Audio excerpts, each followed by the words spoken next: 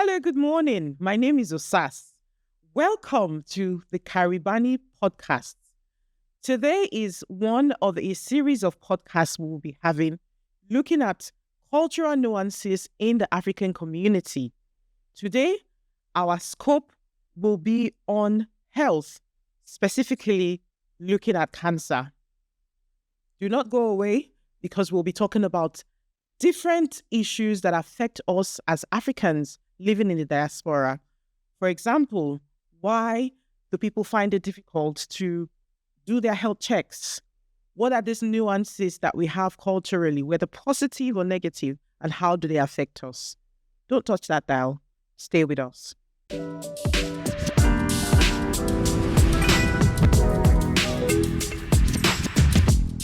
It is an honor to have both of you here with us today. You're welcome to Karibani Podcasts.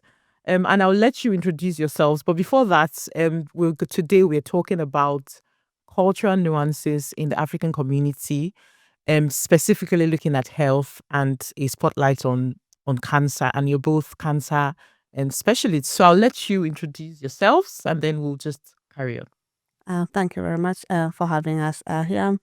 My name is Irene Perry, and like you've said, I'm a research nurse based in Leicester with UHL, and I'm originally from Zambia. Zambia. Thank you so much, Irene. Hello, everyone. My name is Dr. Olubukola Ayodele. I'm a breast oncologist, and what that means is that I treat breast cancer patients. I'm also a researcher. I'm an educator and an unapologetic advocate for equity in cancer care. I work in Leicester at the University Hospital of Leicester, but my work is quite in global oncology. Wonderful. And I'm from Nigeria. Yes. So we've got a sister from Zambia. I've got a sister from Nigeria. Yes. And I think it's an honor to have both of you on the show today. And I want us to talk about cancer.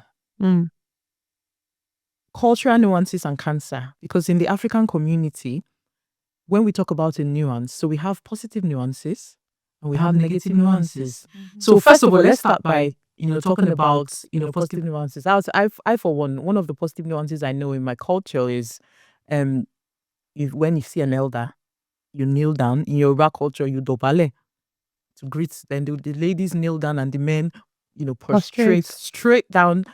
That's a positive. Nuances are not Absolutely. they're not all negative. That's a positive nuance, and that's a good thing, isn't it? Yeah. So do you have any positive nuances from your culture, Irene, that you want to share with us today? Our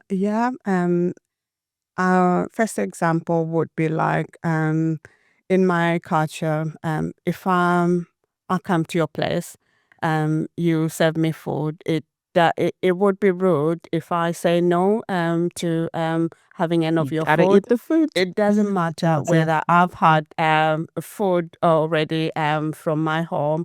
I'm not meant to say no. Is considered as a form of being very, very rude. So normally what I'm expected is just have a little bit. Just to not to be rude.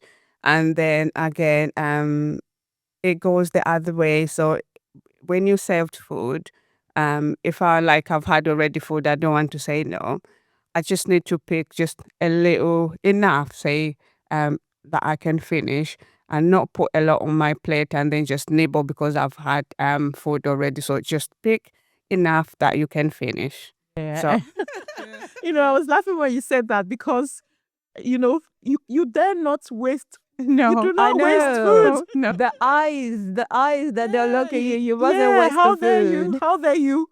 You have to finish the food. Yeah. Thank you for bringing that up. I think it's a positive and negative Yes. nuance. Because that leads to overeating, doesn't it? Because you don't want to. Yeah. But you're very, very right. Thanks for sharing. What about yourself, Buki? I think it's storytelling. Our culture, everything goes through a story. I remember growing up, my dad would get us out, in the moonlight, tell us all the stories about the tortoise, the lion, different things. But it was passing on important information, who you are, who you're supposed to be, how to behave when you're outside, So I think that's a beautiful nuance and I think it's helped me because even the way I write and the way I communicate with people, there's a bit of that storytelling in it. And I've just kind of picked that up. So I love storytelling. And I know Karibani is about Oh, storytelling. yes, yes. And for those of you that don't know, let me just put this plug in here now. If you go to www.karibani.com, we have loads of stories in different African languages, and we also teach African subjects as well. So Igbo, Swahili, Yoruba, whatever African language, just go on our website where you plug, and especially if you want your children to learn. So yeah, thank you for bringing that up, Buki. And I think, yeah, storytelling, I think, is a beautiful way to preserve, our culture. And yeah, we need to carry that on so that, we pass it on to our children and they pass it on to their children. Mm-hmm. Yeah. I think, yeah, we do have, good cultural nuances. Now let's talk about the not so good ones. Do you have an example each of a negative cultural nuance? I think when it's related to health, I think there are a lot of negative ones, unfortunately, as much as they're good ones. I think one of the ones I want to even mention before we go to negative in terms of positive nuance when it comes to health is the fact that there's that community, people rally around people who are sick, and I think that's one of the things we should really highlight as a positive nuance that we do have. Talking about the negative nuances, unfortunately, is the stigma and the silence.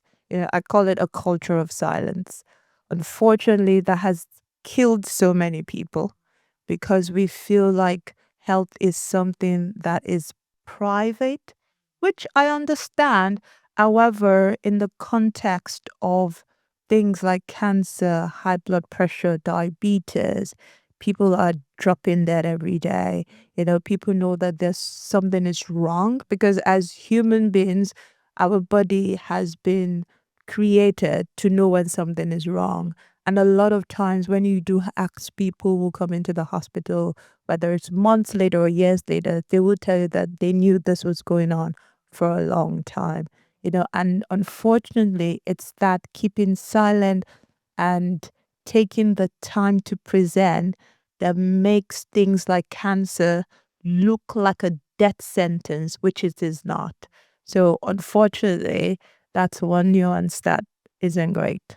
Yeah, yeah, I agree with yourself. What about you, Irene? Negative cultural nuance from Zambia? Um, just to add on to what Boki has already pointed out, um, people tend to keep quiet. Sometimes it's a little thin line whether that is because of ignorance or maybe people just fear that stigma that they will be labeled with that or they've got cancer or they've got this illness.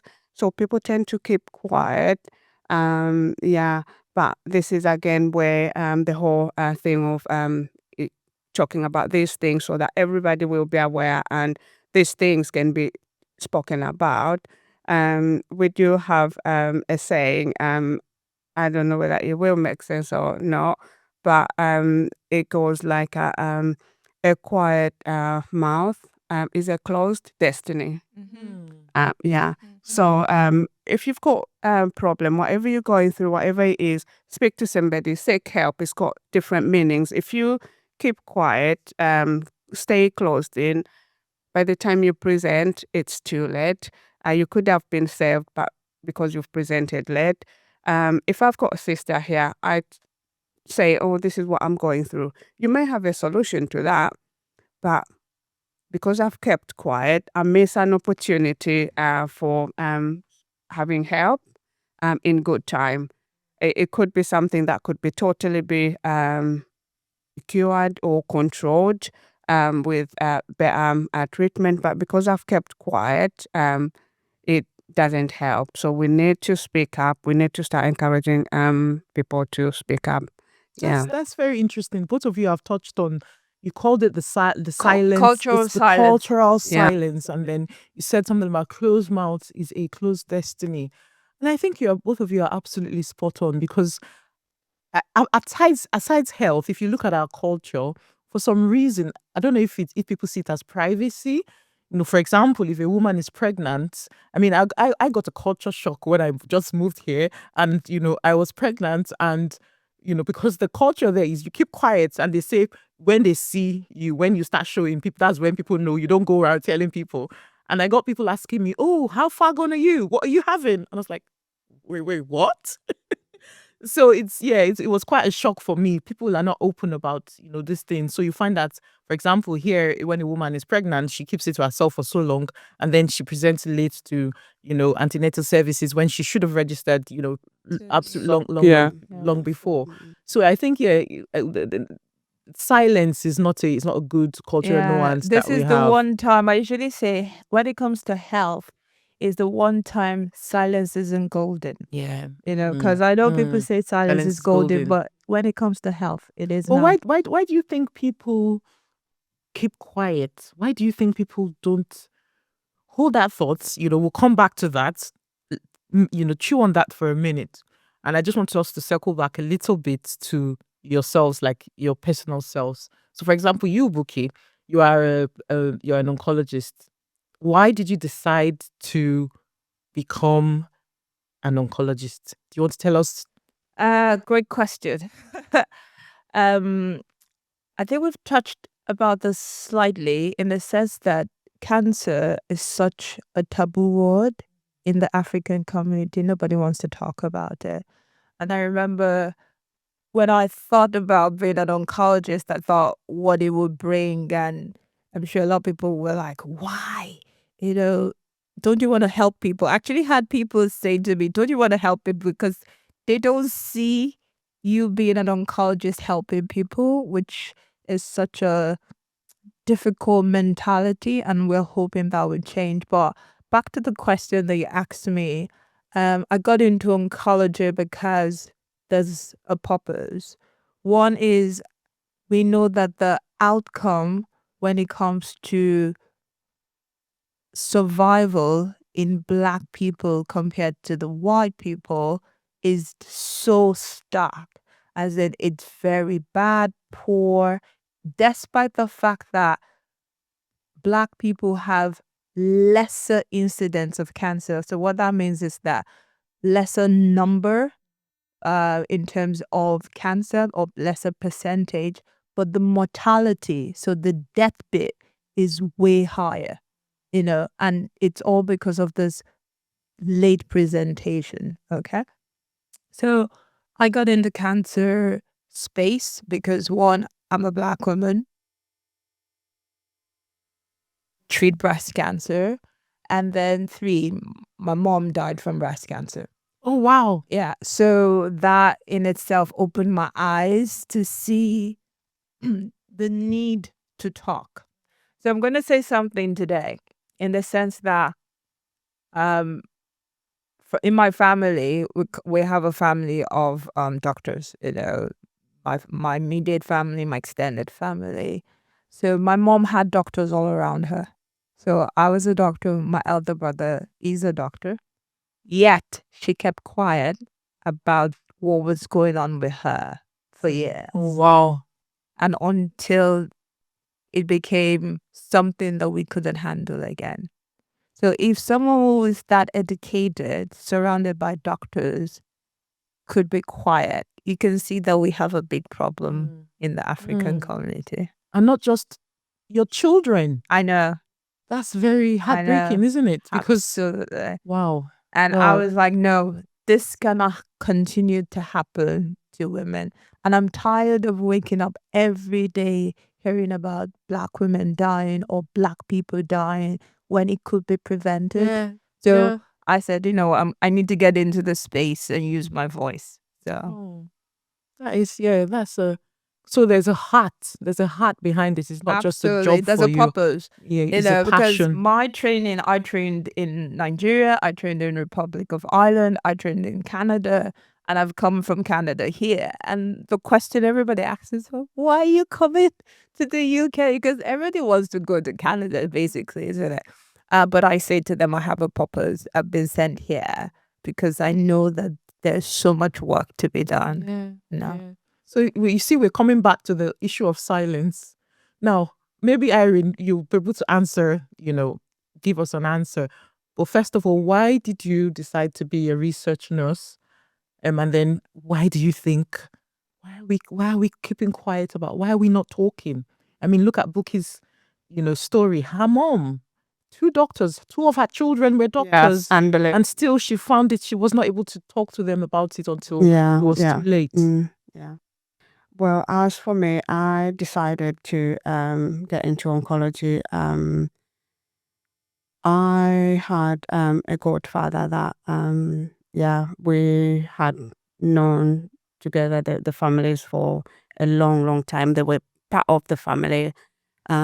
Unfortunately, he ended up having prostate cancer. And like we're saying, men again in the Black society, they hardly go to hospital to have a prostate checkup. And then the whole thing was put down as to the actually they say that it was some kind of jealousy with one of his workmates who So had spiritual bewitched him attack. because they were fighting for a higher position at work. Yeah. So my godfather suffered. Yeah, it wasn't a good journey. Really, really bad. That even thinking about it is horrible. He had severe um, pains because the cancer had literally spread to every bone in the body. Until his death, um, they didn't seek medical advice. And unfortunately, all that was happening when I was here. But again, sometimes in our African culture, it's very difficult to stand up to the elderly people. One, you'll be seen as being disrespectful. So you have the older people up there, the uncles, the grandparents, and everybody. They are the decision makers as long as they are there. And who are you? Um, Being even a woman, I have got no say.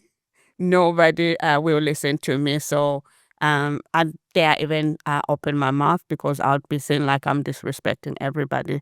So the people that were there on the ground, they were convinced it's witchcraft.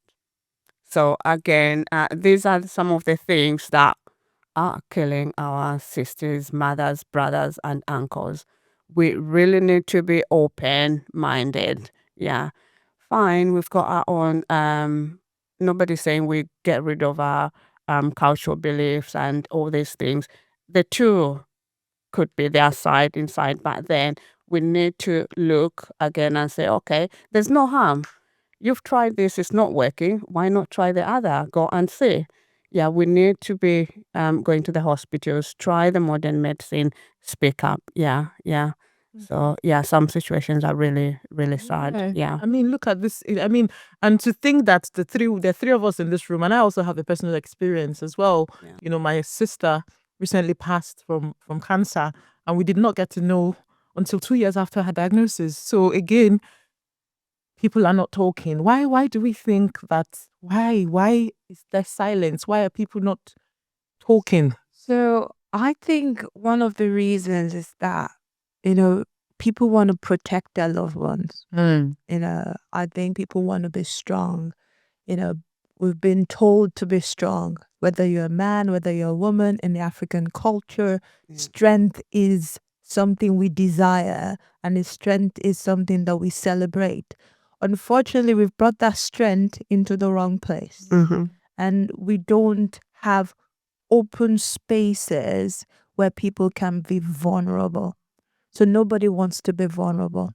In thinking that you're protecting your loved ones from being hurt, you're actually hurting everyone, because if you die, your loved ones will hurt. So that hurt that you think you're protecting them from It's not really Eventually, real. they're going to get. It's gonna come whether you like it or not. So I think that's one of the things that prevent people from talking. So the other thing that also is that fear of death. Cancer in a lot of places, not in a lot of places, even outside of the African community, maybe more in majority in the African community, but anywhere, cancer, once you hear the word cancer, people just think you're going to die. So I think that fatalism in their mind, thinking that nothing can be done, so why should I talk about it? They just shut down. So for me, I think those are speaking to people, and from personal lived experiences, I think those are some of it. One of the other things I've also seen is guilt. People think that they might have done something that caused the cancer. So they don't want to say that because they will be judged for it. And they need to know that as much as some cancers are preventable, only about 40% of cancers we can try and prevent. A lot of this is... So only 40% of cancers can be It's prevented. only 40%, no matter what we do, because there are other causes of cancer. So things like your family risk, your age, your gender, you can't change that. You can try and modify what you eat. You can try and exercise more. You can try and avoid smoking. You can try and avoid drinking, which are all good things. However, there are some other things that you can't avoid. So don't blame yourself. So a lot of times people internalize that blame and they're just afraid to speak up because they feel once they talk, people see that and say, you must have done something wrong. That's why this has happened to you. Yeah, I think you've covered some very interesting. I never thought about it from that angle, that someone having that guilt that they must have done something wrong. But I think the ultimate is for people to, because the earlier it is caught, Yes. do you want to talk about, diagnosing early, the earlier, and what can people do in terms of like checks? How often do people get checked? I know that, the system back in Africa is different from here. What can you advise people in terms of, getting their health checked regularly? I like Irene take that, and then I would cap it up. So I think everybody, I think, need to take it upon themselves. You don't need somebody else to come and be in charge of your health. You need to take up that responsibility, because if you're waiting for somebody to come and ask you to do it, if you don't want it, you're not going to do it. But if that is your own responsibility, you take it, that I'm going to be responsible for my life, my well-being. People will be forced. One, they'll be making appointments to go to the doctor and get checked up. And then when they're not feeling well, they will go to the hospital to go and find out what is wrong. If they're given appointments, they will follow through the appointments and attend the appointments. So it's, people need to take upon that responsibility themselves. Yeah. So again, the whole thing won't happen if there's no, we need to put out the information there.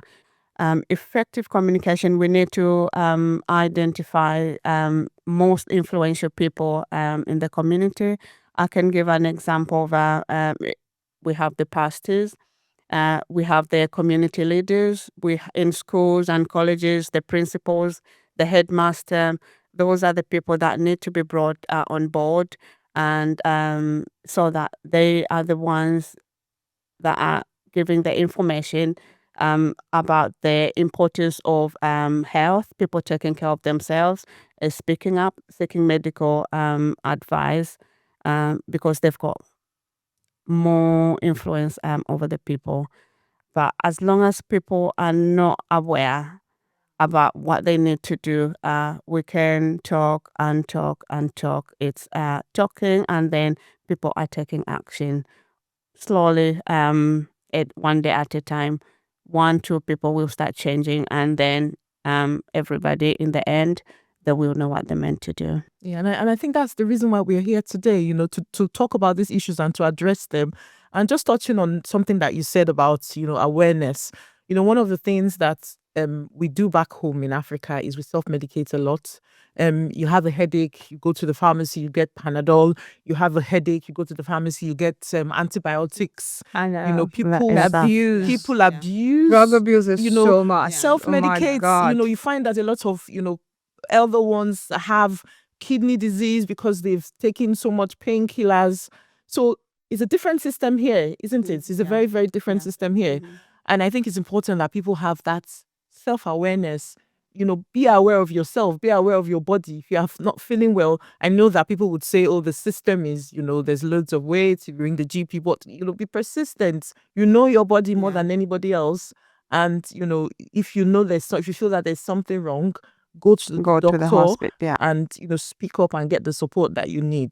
Coming back to your question, Osas, where you asked about the importance of early detection, I'll put it in context in breast cancer because that's what I treat, but you can apply it to any form of cancer. So when we say early detection saves lives, the reason we say that is that there's such a big difference between the stages of cancer and the treatment and the outcomes. So for example, cancer that is stage 1. So in cancer, you have 4 main stages, stage 1 to 4. If you're diagnosed with stage 1 cancer, your survival rate is as high as 95%. Wow. In a stage 1 cancer. There's less treatment that you're given. You probably end up with only surgery and possibly maybe some tablets, By the time you're getting into a stage 3, that 95% survival has dropped to the 40s. Oh, wow. To 40. In the 40s. Wow. By the time you get to stage 4, that has come down to less than 20. So you can see how important it is going to the doctor early. So someone who comes with stage 3 or stage 4 cancer means that they're going to end up with a lot more treatment, which they could have avoided. And lesser chances of surviving as well. Absolutely. So exposure to more treatment, less survival, only if you had come early. So I'm saying that make sure you're going for your screening. So breast cancer screening currently in the UK is for women aged 50 to 71. And you're invited every 3 years to go for something called a mammogram. And a mammogram is basically an x-ray of your breast.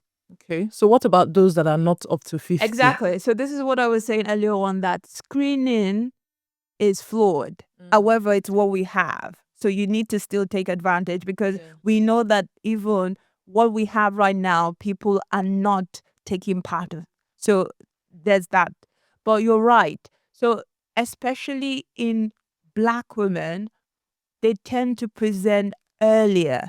So the average age for someone who is a Black woman presenting with breast cancer is the age of 38. Compare to a white person, which would be in their 50s, which was the reason. Different screening Absolutely. So this is what we're saying, that we need to tailor the intervention. And this is the disparities that we're talking about. We need to tailor the intervention to fit the population. A one-size-fits-all approach is not working. Women are dying and women are not supposed to die. And this is why I say I'm so fixed on self-breast examination, because this is what will save you currently. The system is not going to save you. So you as a woman, you need to be familiar with your breast. I've had situations where it's their husband or partner that have found a lump. That should not be. You as a woman, should know your breast. And this is some of the cultural nuances that we have. The fact that touching your breast or touching your body is seen as immoral. That should not be. The cancers that are killing women are cancers that has privacy around it. breast cancer, cervical cancer, so we need to learn to check ourselves. So breast cancer, breast self-examination at least once a month. So if you are a woman who is still menstruating, you need to wait after your menstruation, 8 to 10 days after. That's the best time to check, but you can check every day if you want. If you have stopped menstruating, then I usually say fix the first day of the month to do it. So at least once a month, you should check your breast, preferably every day while you're in the shower, while you're lying down. But if you're going to say, you know what, I don't even want to touch my breast, touch it at least once a month, so that if there's anything that is different, you can know. Because if you're not familiar with your breast, how would you know if something is wrong? Yeah. So this is what I advocate everywhere I go. The system is flawed. Yes, we know. Screening is not great. Until we change those things, we're trying to, but until we do, you have to be in control of your own life and your own destiny. So have a check. If you've gotten your pap smear invite, if you've gotten your mammogram invite, please don't wait. Go and do these things. They're as important as going to your job. Because one of the things I've asked women, why are you not going? And one of the things that, I I don't have have this time. job, I don't have this time. I'm doing 3 jobs, You're I'm doing hustling. 5 jobs. Mm. If you're dead, none of those things It will all matter. end. Absolutely. When you're sick, none Yeah, of those things matter. Yeah. So you need to put time out. And I'm sure that if you go to your boss and say, I need time off to go for my screening, no institution, and if they do, you should report them, would say, don't go for your screening. Yeah. Because most of the time, the screening would be on a weekday where you have to go to work. And I think, again, it's a cultural nuance that we have because we come from different African home countries with this mentality that you're not entitled to. Exactly. So a lot of people are afraid to ask the ask. question because they feel like Because my boss won't allow me. Yeah. So again, you're in a different climate. Exactly. Ask the questions. You're right. It is Ask your for right. it. And like you Exactly. said, If they need evidence, you bring the letter. This is it. I've been invited to come for my mammogram. I need to go. You don't have to take the whole day off. Take a few hours off. They will give you a few hours. You need to do these things. Yeah, I think a key point that you've raised is the fact that we need to do better in terms of looking after ourselves. Because Absolutely. a lot of us are so engrossed, whether men, women, a lot of us are so engrossed in, wanting to make ends meet. Yes. Some people are doing 3 jobs. Some people have so many dreams and aspirations, and they are so busy jumping from one place to the other, and they don't even have time to look after themselves. They don't even have time. That shower is like 2 minutes. Yeah. And to Osas, this is what we call the social determinant of health. Health is more than just what we think it is. There's so many things that feed into it. The environment fits into it. Finances economic fit into status. it. Recently there was a report from CRUK, so Cancer Research UK, that showed that 60% of the cancer death in the UK is from deprived areas. So it shows you how much of health has to do with the environment and social issues. Yeah. Because a lot of people, I guess, at the end of the day, the reality is that if you have bills to pay, Absolutely, you're not going to have time I know, to... you need to have a roof over your head head to be able it? to... Yeah. That's very, very, very... It's sobering, isn't it? It is. And Irene, I want to bring you in here. When you were speaking earlier, Buki, you talked about the fact, and I found that very, very shocking. The fact that in terms of the proportion of African women or Africans that are diagnosed with cancer is a few number as opposed to other ethnicities. However, the death rate is more. And then you now said later that women from the African community get diagnosed at the age of from as early as 38. Oh, even earlier, but that's the average. That's the average. So you see, so I want to ask you, Irene, in terms of why do you think women are not coming forward? We've talked about the hesitancy, the reason why people hesitate and stuff like that. Or what would you say to women that are not, coming forward? Because in terms of like, if you look at the statistics and the numbers, it's not a lot of people from the community that are, but because of late presentation, because of going late to get diagnosed or get the checks that they need to do, you find at the end of the day, by the time they get to the doctor, they're already stage 4 or they're already stage 3. So what do you think is causing, should we talk about the myths? What are the myths about cancer? Do you want to tell us some myths about cancer that I think is one of the things causing, these issues? Yeah, I think we've spoken about some of the things. One, there's that thought that cancer only affect the elderly people, and then in the Black community, some people still believe that cancer is a Western disease, so they think that, well, we don't get cancer where we come from. There's Wow, no that is cancer in interesting. Africa. There's no heard that. cancer in It's a white woman problem. Oh, wow. Yeah, so people won't even pay attention. Like Buki was saying, that self-examination, people just dismiss that. Even in this century, people still don't believe as a Black person you can have cancer. Yeah, they think it's for people in the older generation and it's a Western disease, but that need to change. Can I jump in very quickly, Irene? Some of that is what we call unconscious bias, and the reason is that everywhere you look, you only see white women. You look at the textbooks, it's white women, white skin. You look at the cancer campaign awareness, Even it's with only men as well, white. even with prostate Yeah, cancer. it's only white people.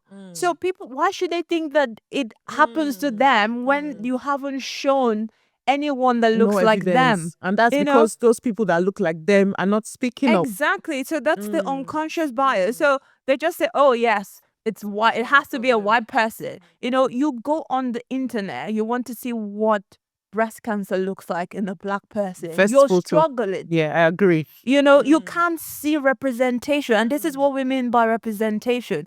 And that's why I cajole and, ask women, please allow yourself to be photographed, because we need to change the narrative. But if we are declining, then how can we change? If we want to be part of the change, then we need to allow ourselves, because it goes back to that culture of not showing your body. So allowing your body to be photographed, it's a big deal.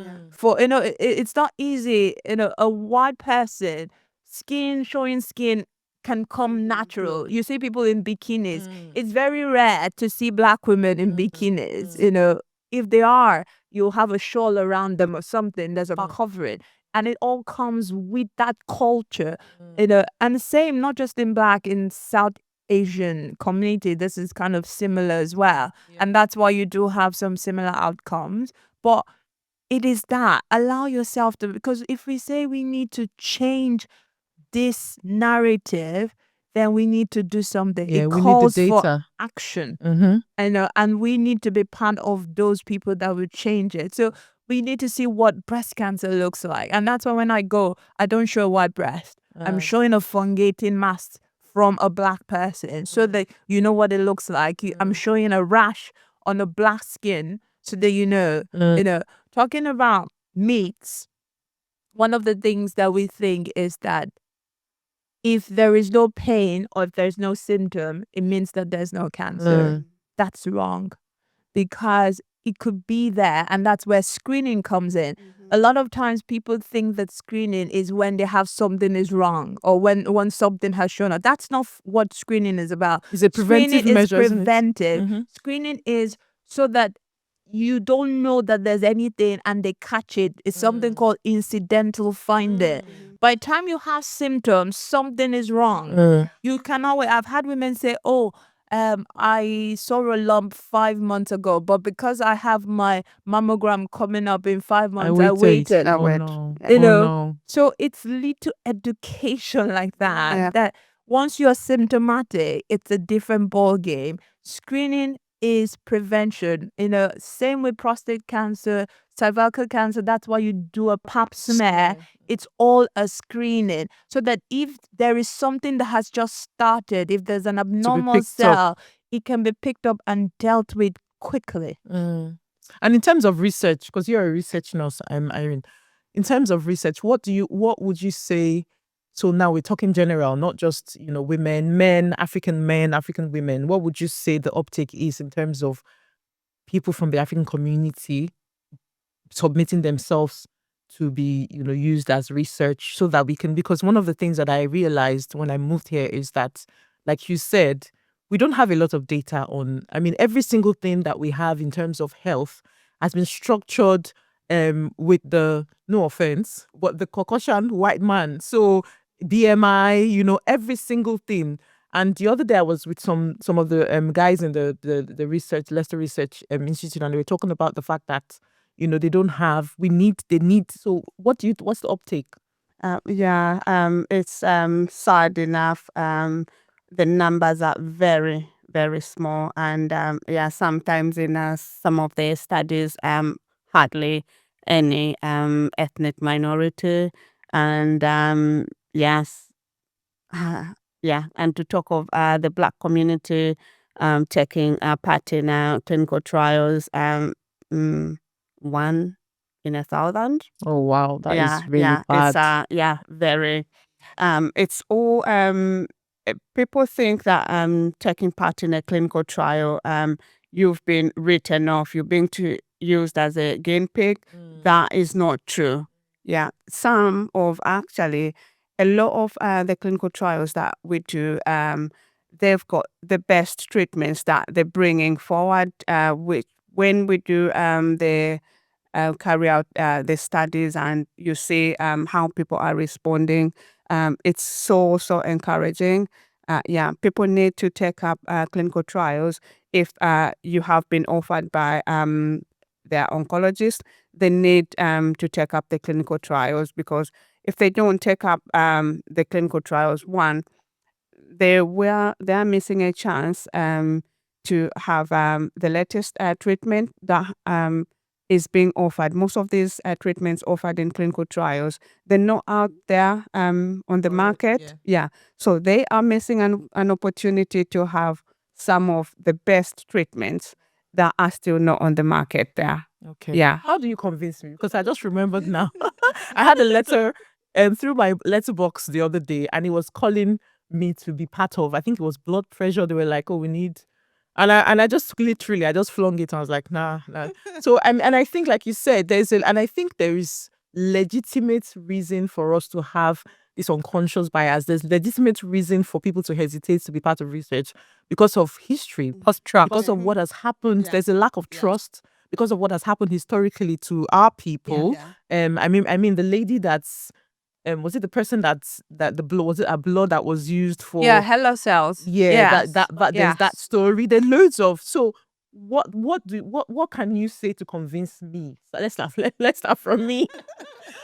Convince me to participate in research, because I said it myself. I understand the importance of having the data from my people so that the treatment is tailored to us. But then, because of all these things that have happened historically, I'm hesitant. So what can you say to convince me? So with clinical trials, the person taking part may benefit, or the trial will help the other people that will come after you.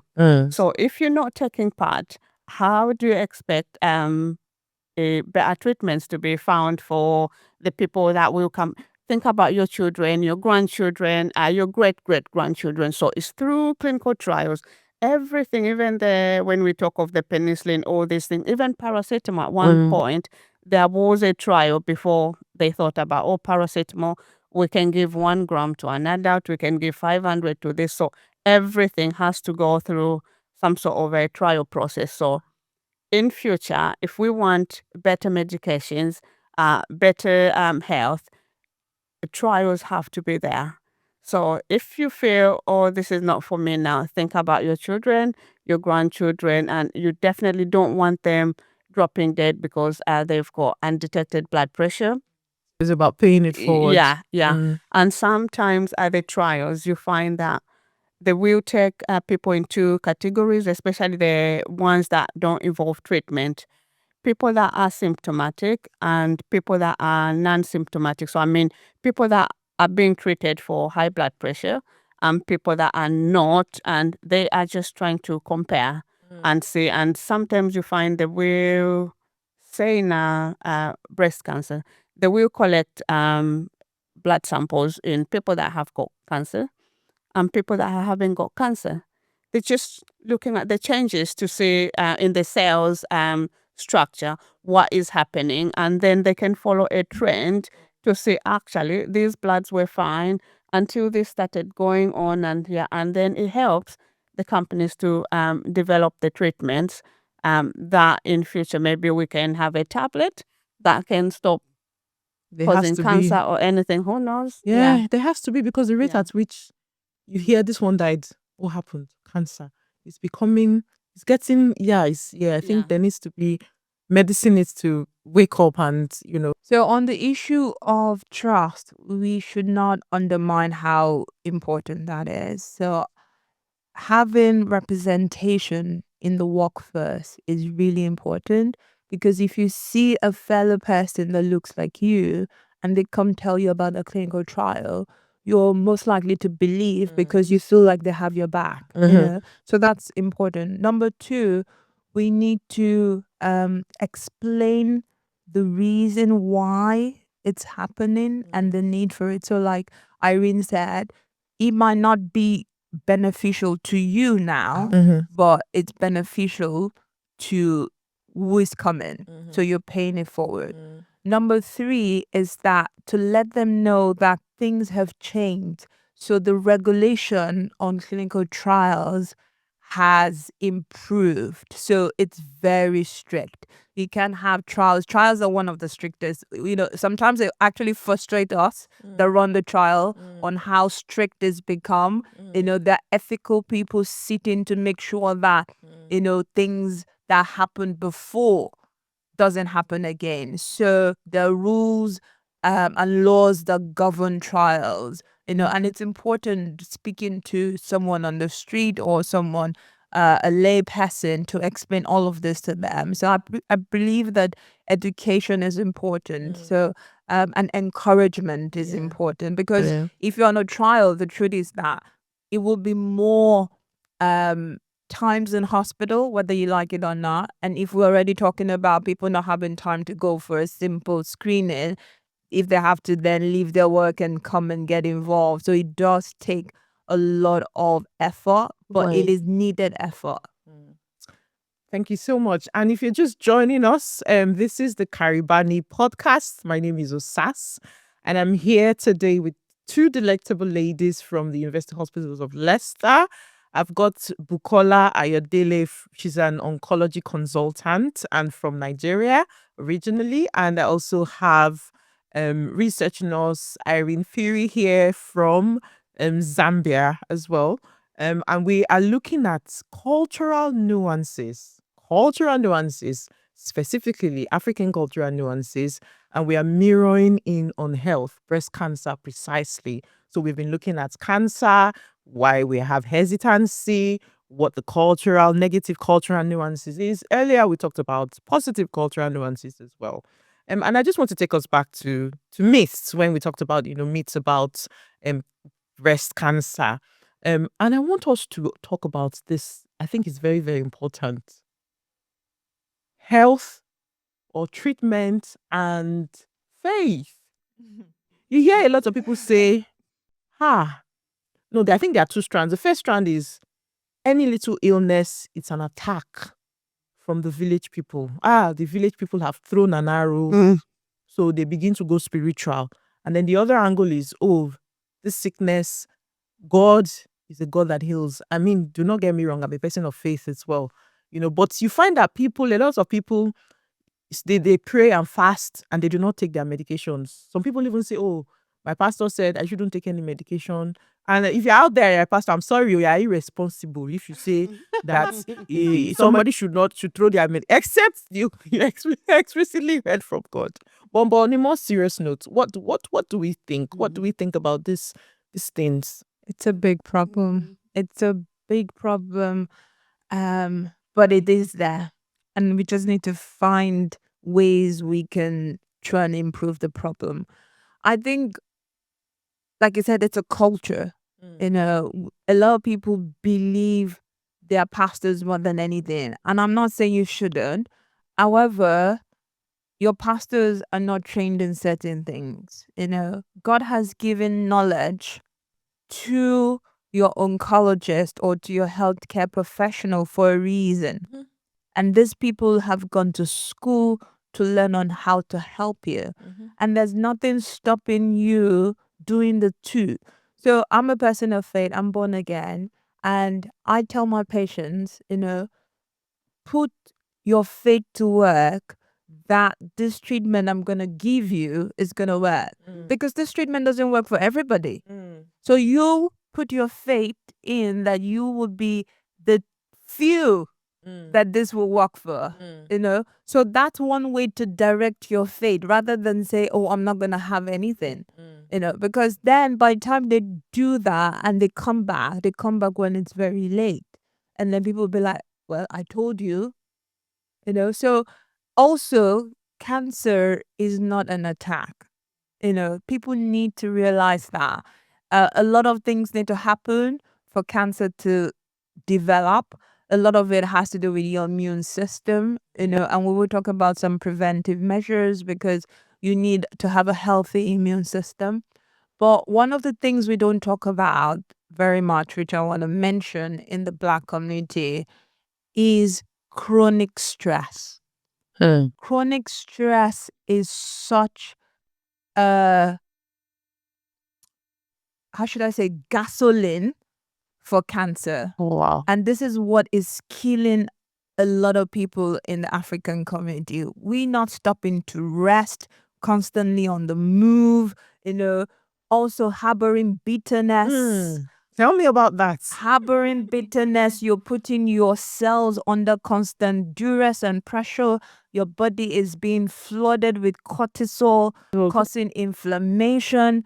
And this inflammation would then stop the cells from doing the right thing and start doing the wrong thing, which is where cancer starts. So you that you're talking about faith, try and forgive people. Maybe you should start from there. You know, clear your mind. You know, don't hold on to grudges. You know, you have all these people in church, yet they have grudges that they won't let go. A lot of those things happen. When I speak to cancer patients, you'll find out that they've gone through something traumatic that they might not have put on their mind sometime around that time, whether it's a bad divorce, whether it's a death of a child, whether a sick parent, or they've lost their job, or something happened that caused a flood of trauma And to them. they didn't process and it. they didn't process it. You know, so it's important to have that out there. But my advice is always use your faith, direct that faith into the treatment that you're being given. And I think more men of faith, pastors, imam, even babalawo, whatever you're doing, Priest. priest, please, you need to keep resonating this information to your followers, because as Africans, we have this followership mentality. We always want to follow, even if it doesn't make sense, but we need to let it make sense. Irene, you know, you talked about your godfather earlier, who obviously had prostate cancer, and they thought it was a spiritual attack. So I think that would hits home more for you, doesn't it? Yeah, and this is where you have to see that in the African culture, traditions play a very, very big role. And they can influence a person for good or bad. Yeah. So it's again, it's something that we can't run away from. We can't do away from with tradition and culture. But again, we just need to correct the bad, say maybe customs that we still carrying on, bad nuances that we still the negative ones. Yeah, tradition is so much rooted, and we can't do away with that. It's what identifies us with who we are. But again, if it's not used properly, it's very, very detrimental. Yeah. Yeah. I'll just go on to a little bit to what Buki was saying about faith. Again, it's sad to say that if some of these ladies, maybe the pastor in church that have encouraged people to say, all right, you have been afflicted because you are lacking faith. And what we're going to do is we're going to start praying, overnight prayers. They start praying and praying 1 week, 2 weeks, second month, third month, fourth month. And then in the meantime, the person's condition is just deteriorating. In the end, they tell them that it's because you're lacking faith. They don't stop and send them to the hospital. So again, that is wrong. And even the family around that person, please take your sister, your brother, your mom, your dad to the hospital. Let them be checked. Nobody's saying lose your faith. But again, misplaced faith is costing people lives. Yeah. Yeah. I think that's very profound. And I think, you've touched on something very, very important. Our culture, our traditions, they are very important. They are dear to us. They mean a lot to us, but we shouldn't let it get to a point where they begin to be the things that harm us. Yes. And that brings me to, as you're talking, I just have this thought about herbs. Treatments with local herbs. Again, our ancestors, that's all they knew. That's all they knew. And even up till dates, I remember an experience that I had recently where we went to Cape to you, Dr. Ayodele, for some test, and there was a particular thing that was high, and you asked the question, are you taking this? And I was like, oh. Yeah. So what do you think about our local herbs? Are they all bad? No, absolutely not. Because even right now, we were talking about preventative things. Eating right is very important, and that was one of the things that our ancestors had. They ate things that were fresh, and we know that the fresher the produce, the better, the more vitamins, the more antioxidants. So those things are encouraged. However, they should not be the sole thing that you're doing, because if they're the sole thing you're doing, there's no evidence to say that that's the only thing that can help you. We know that they can work side by side, which is why this integrative oncology is becoming something more and more important. However, you cannot just dish it and say that's all. So as much as herbs are good, the problem is that you don't know what quantity, you don't know what other things are in there, in those herbs, that could even potentially harm you, But most of the medications that you're given, things have been separated out. So things that are injurious to you has been separated out. If you just pick up a herb from the road or whatever, you don't know the qualities Content. and the content and the quantity that you're taking. But what I would encourage is the freshness, fresh fruits, fresh food. We're eating too many processed foods, and too many of these processed foods have carcinogens in them. So we need to be What cognizant. are carcinogens? So carcinogens are products or things that causes your cells to misbehave. So they could be from the environment, so UV light, radiation, air pollution, from food. There are certain foods that you eat that would inactivate your cell or activate the wrong cell. Same with some certain makeup or beauty products. Oh, wow. Yes. Makeup. Yes. Okay, I'm going to Yes. stop makeup. Yes. So the more natural that you go, the better. Wow. However, it should not be the sole story here. Yeah. So it's a holistic approach Yeah, you're looking exactly. Especially when you've been diagnosed. So remember, these are all preventative stuff. So these are things you do to prevent. When the cancer is there, there is no evidence that this can Is work what cause, okay. or this won't cause Alright. problem. So this is what we need to stand saying to people. So nobody's saying don't take your agbo or don't take your things, because it's our culture. We cannot shift people away from those things. However, these are preventative stuff.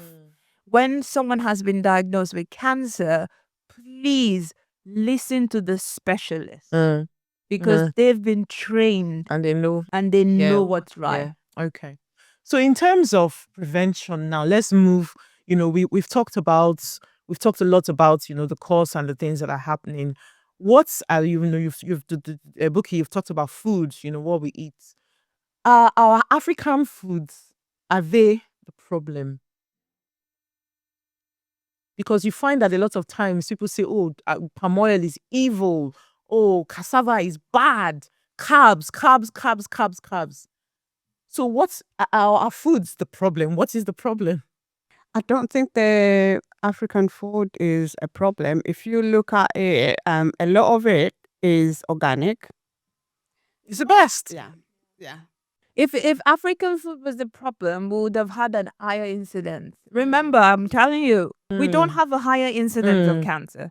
You It's the understand? presentation that It is late. the presentation that's the And problem. we have more deaths. Yes. So our foods are not bad. However, the portion we're eating is bad. It's portion. It is portion control. So that's what we need to do. The food are actually good. Like Irene said, a lot of the food that we eat is organic, and they do contain certain substances that are good. A lot of antioxidants are in our food. The problem is the portion. Yeah. The problem is the timing. People eating at the wrong time, people eating wrong portions. But the things that we can work on that is food related is things like alcohol. So before, we used to frown on smoking, and everybody used to focus on smoking as being the evil one. But we now know that alcohol is equally big as role. bad, if not higher, for things like breast cancer. So if you're taking alcohol, your chances of having breast cancer is higher than smoking risk. Obviously, in some other cancers like lung cancer, your smoking risk is higher. But alcohol in breast cancer is actually worse.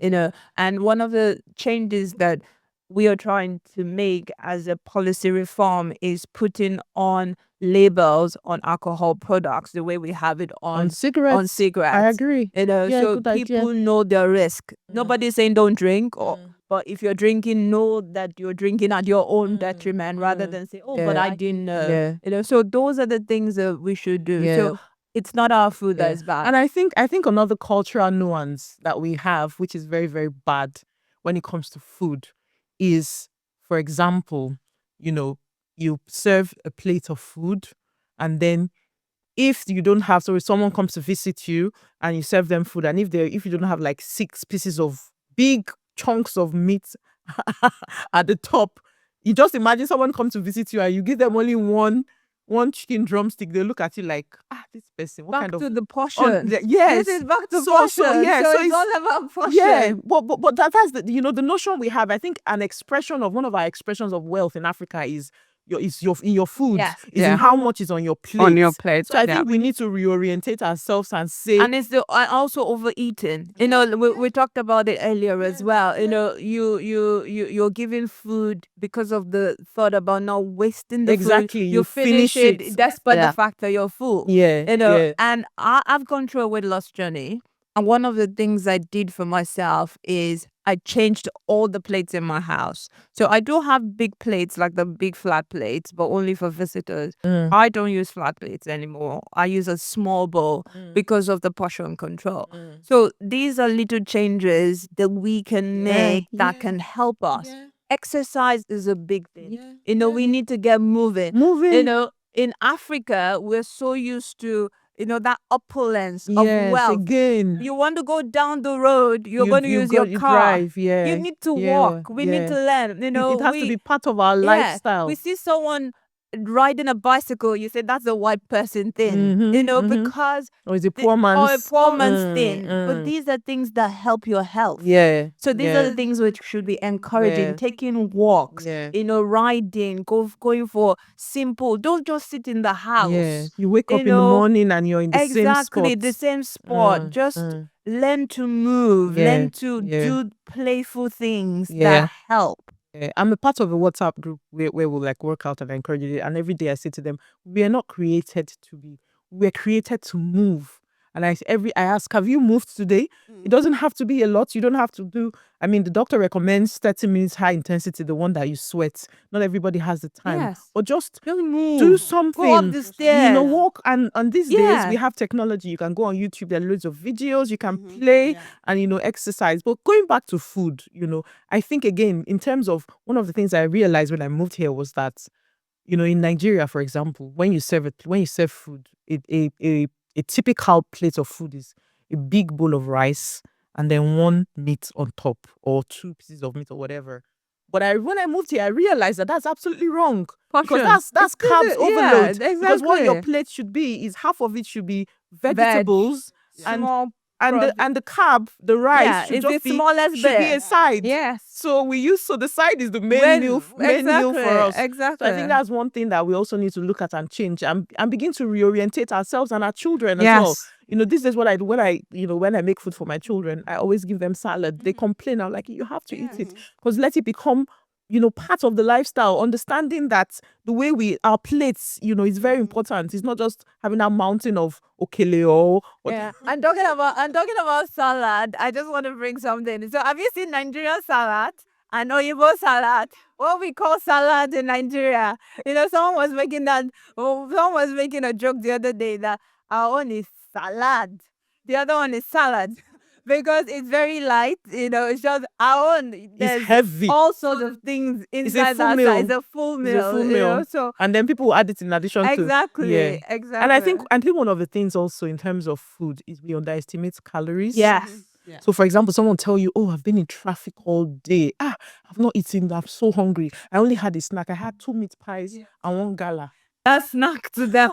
and that is like 2 days. Yes.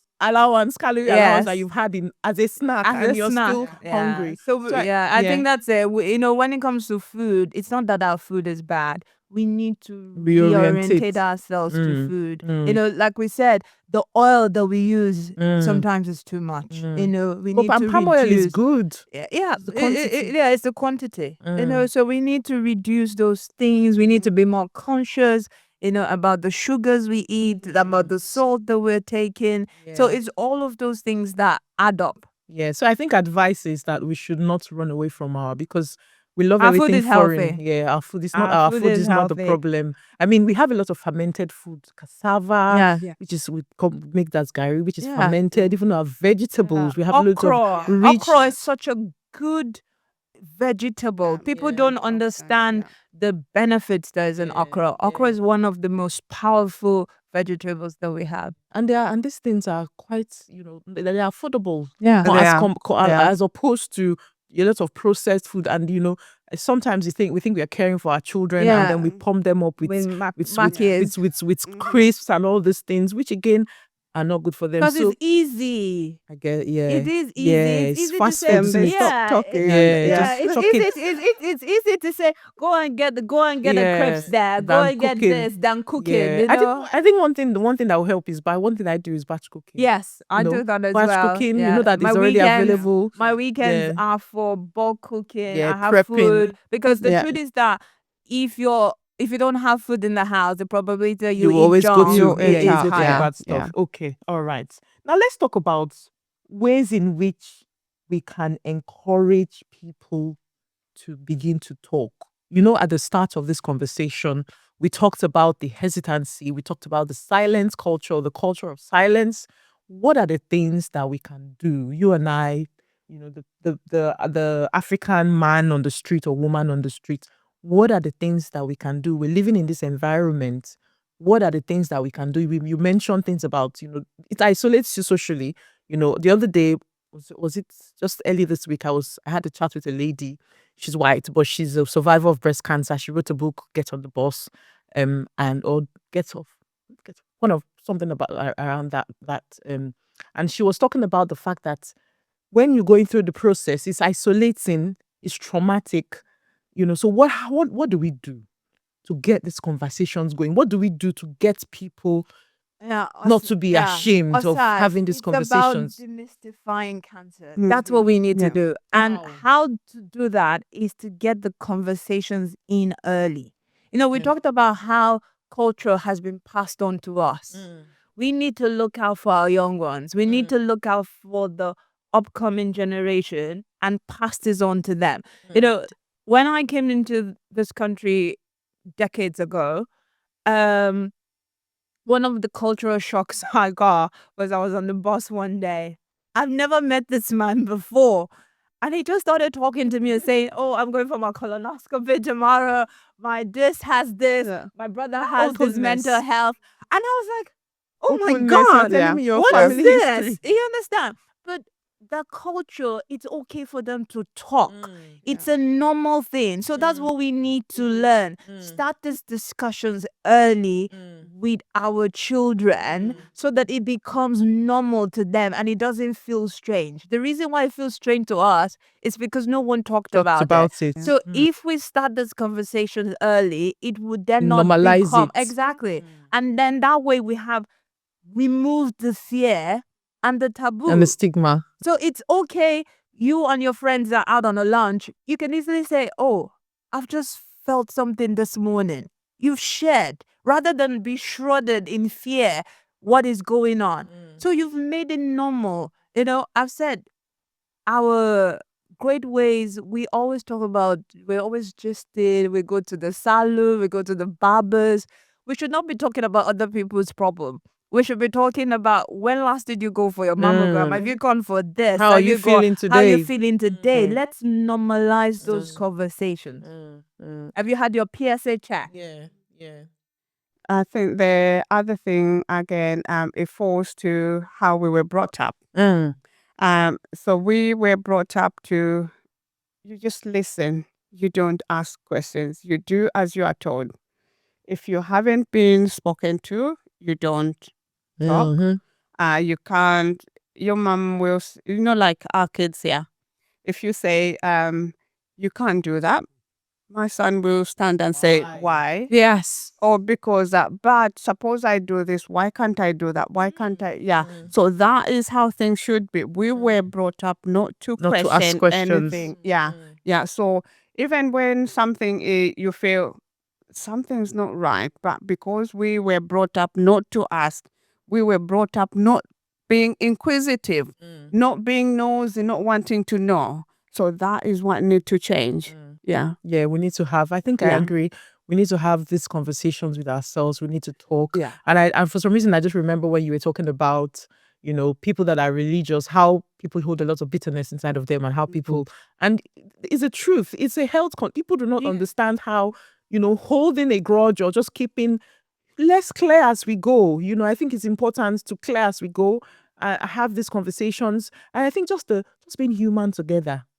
Just caring about the other person, just being open about how you're actually really feeling. And I think, one thing that I realized is for in the African community, there's always, they usually want, if they find that one person, so if one person comes out to say, "Oh, I survived breast cancer, this is how it was for me," or "I am, I've got lived experience of mental illness, this is how it was for me," you find that more people will get on the bus and begin to have that conversation. So I want to encourage. I want to encourage. Exactly. And this is what I use champions. So if I treat any Black woman, one of the things I ask them when the treatment is done is it okay for me to share your story? Because we've heard so many bad stories and that's what's sticking. Let us be sharing the good ones so that, people know that people are not dying. Because if all they know is the bad stuff, they just think that's the norm.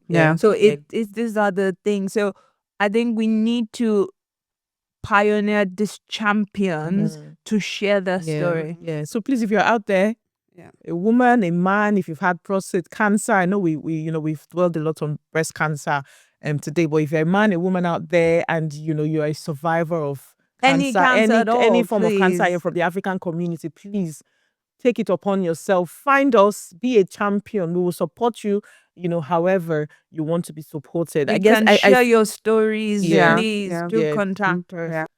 I feel like we could go on and on and on and on and just carry on this conversation today, but unfortunately we have to draw the curtain. But before we go, or before I let you go, I wanted to ask, do you have any, last words, any advice you'd like to give people out there? Irene? I thought I'd just add on a little bit on the being champion.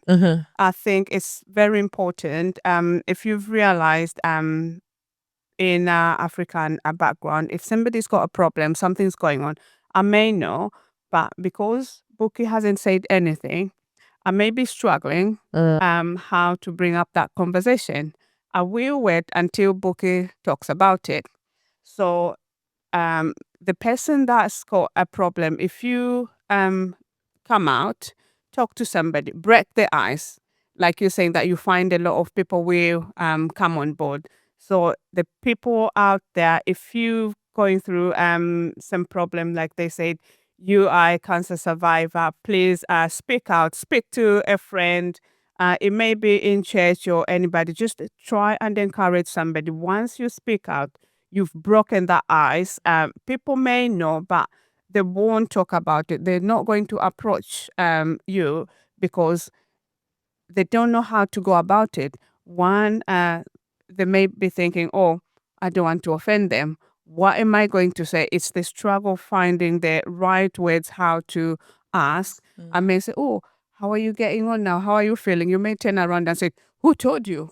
What are you talking on about? You are being nosy and all that. But if you break that ice, it's very easy. And people will most of the time come and say, oh, sorry, I didn't know how to talk about this. I didn't know how to go about this. Then they'll come on board. So please, let's speak out. Let's share. You won't know how many people you are going to help, who you are going to encourage. And please, let's continue supporting each other. Thank you. And as healthcare professionals, we're always here to help you and guide you. Yeah.